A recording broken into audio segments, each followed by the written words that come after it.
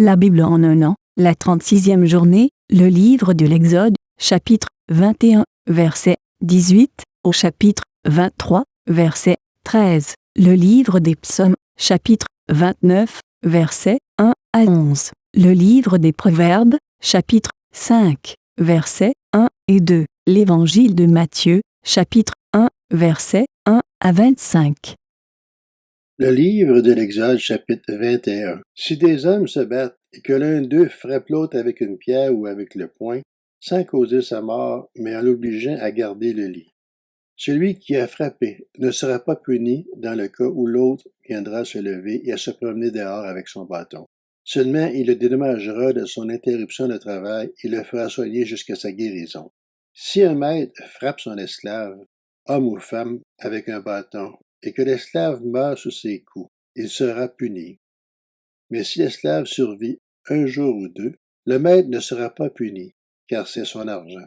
Si des hommes se battent, heurtent une femme enceinte et la font coucher, sans qu'il n'y ait de conséquences malheureuses, ils seront punis d'une amende imposée par le mari de la femme, qu'ils paieront devant les juges. Mais s'il y a une conséquence malheureuse, tu donneras vie pour vie, œil pour œil, dent pour dent, main pour main, pied pour pied, brûlure pour brûlure, blessure pour blessure, plaie pour plaie.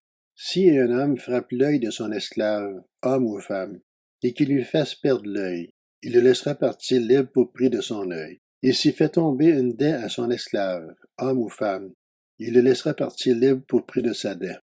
Si un bœuf frappe de ses cornes un homme ou une femme, et que la mort en résulte, le bœuf sera lapidé. On ne mangera pas sa viande et le maître du bœuf ne sera pas puni.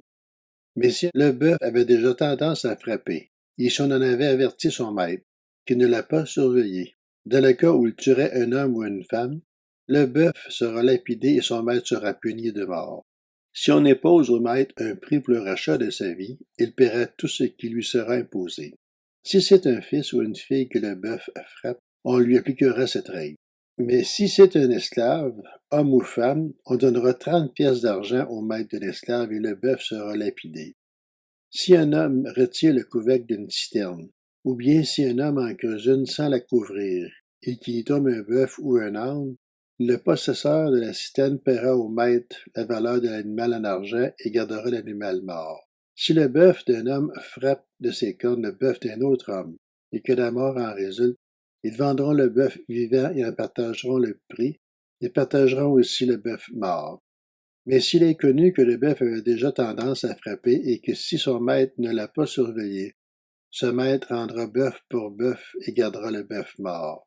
Si un homme vole un bœuf ou un agneau et qu'il l'égorge ou le vend, il restituera 5 bœufs pour le bœuf et 4 agneaux pour l'agneau. Le livre de l'Exode, chapitre 22. Si un voleur est surpris en train de commettre un vol avec effraction, qu'il soit frappé et qu'il meure, on ne sera pas coupable de meurtre envers lui. Toutefois, si le soleil est levé, on sera coupable de meurtre envers lui. Un voleur devra faire une restitution. S'il n'a rien, il sera vendu pour rembourser son vol. Si ce qu'il a volé, bœuf, âne ou agneau, est encore vivant entre ses mains, il fera une restitution au double. Si un homme fait brouter son bétail dans un champ ou une vigne, et qu'il le laisse aller brouter dans le champ d'un autre, il donnera en dédommagement le meilleur produit de son champ et de sa vigne. Si un feu éclate et rencontre des ronces, et que du blé en gerbe ou sur pied, ou bien le champ soit brûlé, celui qui a causé l'incendie sera tenu de donner un dédommagement. Si un homme confie à un autre la garde d'argent ou d'objets, et qu'on les vole dans la maison de cette personne, le voleur fera une restitution au double, dans le cas où on le trouverait. Si on ne trouve pas le voleur, le maître de la maison se présentera devant Dieu pour déclarer qu'il n'a pas porté la main sur les biens de son prochain. Dans toute affaire litigieuse concernant un bœuf, un âne, un agneau, un vêtement ou un objet perdu dont quelqu'un revendiquera la propriété, la cause des deux parties ira jusqu'à Dieu. Celui que Dieu condamnera fera à son prochain une restitution au double. Si un homme confie à un autre la garde d'un âne, d'un bœuf, un agneau ou autre animal, et que l'animal meure, se casse un membre ou soit enlevé sans que personne ne l'ait vu, on fera intervenir entre les deux parties le serment au nom de l'Éternel. Celui qui a eu la garde de l'animal déclara qu'il n'a pas porté la main sur le bien de son prochain. Le maître de l'animal devra accepter ce serment et l'autre ne sera pas tenu de le dédommager. En revanche, si l'animal a été volé chez lui, il sera tenu de dédommager son maître. Si l'animal a été déchiqueté, il apportera ses restes en guise de témoignage et ne sera pas tenu à un dédommagement pour l'animal déchiqueté. Si un homme apporte un animal à un autre et que l'animal se casse un membre ou meurt en l'absence de son maître, il devra donner un dédommagement. Si le maître est présent, il n'y aura pas de dédommagement. Si l'animal a été loué, le prix de location suffira. Si un homme séduit une jeune fille vierge qui n'est pas fiancée et couche avec elle, il paiera sa dot et la prendra pour femme. Si le père refuse de lui accorder un mariage, il paiera en argent la valeur de la dot de la jeune fille vierge. Tu ne laisseras pas vivre la magicienne. Celui qui couche avec une bête sera puni de mort. Celui qui offre des sacrifices à d'autres dieux qu'à l'Éternel sera voué à l'extermination. Tu ne maltraiteras pas l'étranger et tu ne l'opprimeras pas, car vous avez été étrangers en Égypte. Tu ne feras pas de mal à la veuve ni à l'orphelin. Si tu leur fais du mal et qu'ils viennent à moi, j'entendrai leurs cris.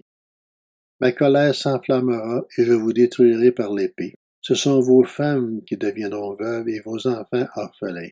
Si tu prêtes de l'argent à quelqu'un de mon peuple, au pauvre qui est avec toi, tu ne te comporteras pas envers lui comme un créancier, tu n'exigeras pas de lui aucun intérêt. Si tu prends en gage le vêtement de ton prochain, tu le lui rendras avant le coucher du soleil. En effet, c'est sa seule couverture, c'est le vêtement dont il s'enveloppe le corps. Dans quoi coucherait-il? S'il crie à moi, je l'entendrai, car je suis plein de grâce. Tu ne maudiras pas Dieu, et tu ne parleras pas mal des chefs de ton peuple. Tu ne tarderas pas à m'offrir la part qui me revient de ta moisson et de ta vendange. Tu me donneras le premier-né de tes fils. Tu me donneras aussi le premier-né de ta vache et de ta brebis. Il restera 7 jours avec sa mère, et le 8e jour, tu me le donneras. Vous serez des hommes saints pour moi. Vous ne mangerez aucune viande trouvée déchiquetée dans les champs, vous la jetterez aux chiens. Le livre de l'Exode, chapitre 23. Tu ne propageras pas de faux bruits. Tu ne t'associeras pas aux méchants pour faire un faux témoignage. Tu ne suivras pas la majorité pour faire le mal, et tu ne déposeras pas dans un procès en te mettant du côté du grand nombre pour violer la justice. Tu ne favoriseras pas le faible dans son procès. Si tu rencontres le bœuf ou l'âne de ton ennemi alors qu'il est égaré, tu le lui ramèneras. Si tu vois l'âne de ton ennemi s'effondrer sous sa charge et que tu hésites à le décharger, tu l'aideras néanmoins à le décharger. Tu ne porteras pas atteinte au droit du pauvre dans son procès. Tu t'éloigneras de tout mensonge et tu ne feras pas mourir l'innocent et le juste. Car je ne déclarerai pas juste le coupable.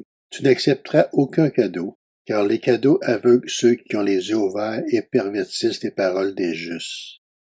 Tu n'opprimeras pas l'étranger. Vous-même, vous savez ce qu'éprouve l'étranger, car vous avez été étranger en Égypte.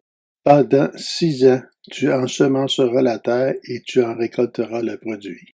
Mais la 7e année, tu lui donneras du répit et tu la laisseras en repos. Les pauvres de ton peuple en jouiront et les bêtes des champs mangeront ce qui restera. Tu feras de même pour ta vigne et pour tes oliviers. Pendant 6 jours, tu feras ton travail, mais le 7e jour, tu te reposeras, afin que ton bœuf et ton âne aient du repos, afin que le fils de ton esclave et l'étranger reprennent leur souffle. Vous respecterez tout ce que je vous ai dit, et vous ne mentionnerez pas le nom d'autres dieux. On ne l'attende pas sortir de votre bouche. Le livre des Psaumes, chapitre 29. Psaume de David. Fils de Dieu, rendez à l'Éternel gloire et honneur. Rendez à l'Éternel la gloire due à son nom. Prosternez-vous devant l'Éternel avec des ornements sacrés. La voix de l'Éternel retentit sur l'eau. Le Dieu de gloire fait gronder le tonnerre. L'Éternel domine les grandes eaux. La voix de l'Éternel est puissante. La voix de l'Éternel est majestueuse. La voix de l'Éternel brise les cèdres. L'Éternel brise les cèdres du Liban. Il fait bondir le Liban comme un veau et le Sirion comme un jeune buffle. La voix de l'Éternel fait jaillir des éclairs. La voix de l'Éternel fait trembler le désert. L'Éternel fait trembler le désert de Kadès. La voix de l'Éternel fait mettre bas les biches. Elle dénude les forêts. Dans son palais, tout s'écrie « Gloire ». L'Éternel était sur son trône lors du déluge. L'Éternel règne éternellement sur son trône. L'Éternel donne de la force à son peuple. L'Éternel bénit son peuple en lui procurant la paix. Le livre des Proverbes, chapitre 5. Mon fils, sois attentif à ma sagesse, tends l'oreille vers mon intelligence, afin que tu conserves la réflexion et que tes lèvres gardent la connaissance. Évangile selon Matthieu, chapitre 1. Voici la généalogie de Jésus-Christ, fils de David, fils d'Abraham. Abraham eut pour fils Isaac. Isaac eut Jacob. Jacob eut Juda et ses frères. Juda eut Péretz et Zéra de Tamar. Péretz eut Esron. Esron eut Aram. Aram eut pour fils Aminadab. Aminadab eut Naashon. Naashon eut Salmon. Salmon eut Boaz de Rahab. Boaz eut Obed de Ruth. Obed eut pour fils Isaïe. Isaïe eut David. Le roi David eut Salomon de la femme d'Uri. Salomon eut pour fils Roboam. Roboam eut Abijah. Abijah eut Asa. Asa eut pour fils Josaphat. Josaphat eut Joram. Joram eut Osias. Osias eut pour fils Jotam. Jotam eut Akaz. Akaz eut Ézéchias. Ézéchias eut pour fils Manassé. Manassé eut Amon. Amon eut Josias. Josias eut pour descendants Jéconias et ses frères à l'époque de la déportation à Babylone. Après la déportation à Babylone, Jéconias eut pour fils Shealtiel. Shealtiel eut Zorobabel. Zorobabel eut pour fils Abiud. Abiud eut Eliakim. Eliakim eut Azor. Azor eut pour fils Sadoc. Sadoc eut Hakim. Hakim eut Eliud. Eliud eut pour fils Éléazar. Éléazar eut Matan. Matan eut Jacob.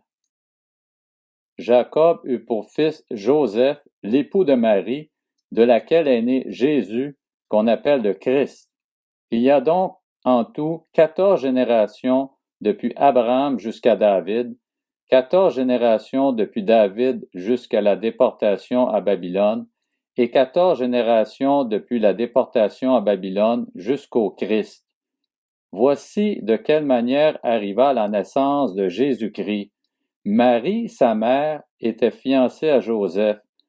Or, avant qu'ils aient habité ensemble, elle se trouva enceinte par l'action du Saint-Esprit. Joseph, son fiancé, qui était un homme juste et qui ne voulait pas l'exposer au déshonneur, se proposa de rompre secrètement avec elle. Comme il y pensait, un ange du Seigneur lui apparut dans un rêve et dit, « Joseph, descendant de David, n'aie pas peur de prendre Marie pour femme, car l'enfant qu'elle porte vient du Saint-Esprit. Elle mettra au monde un fils, et tu lui donneras le nom de Jésus, car c'est lui qui sauvera son peuple de ses péchés. » Tout cela arriva afin que s'accomplisse ce que le Seigneur avait annoncé par le prophète. La Vierge sera enceinte, elle mettra au monde un fils, et on l'appellera Emmanuel, ce qui signifie Dieu avec nous. À son réveil, Joseph fit ce que l'ange du Seigneur lui avait ordonné, et il prit sa femme chez lui. Mais il n'eut pas de relation conjugale avec elle, jusqu'à ce qu'elle ait mis au monde un fils premier-né auquel il donna le nom de Jésus.